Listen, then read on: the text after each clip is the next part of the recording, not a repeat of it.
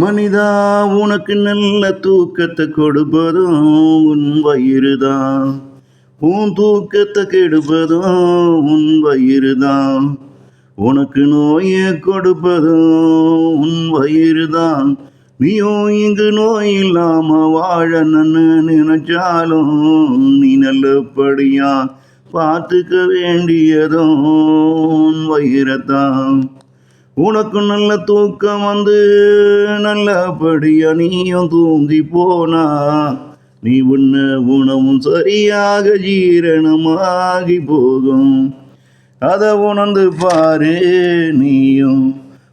நான் நாறுவதும் மூக்கு ஒழுகுவதும் உன் காது சரியாக கேட்காம போவதும் உனக்கு உடல் சூடு ஏற்படுவதும் உனக்கு காய்ச்சல் வருவதும் உனக்கு நோய் எதிர்ப்பு சக்தி குறைவனாலே நோய் வருவதும் உன் வயிற்றினாலே தான்.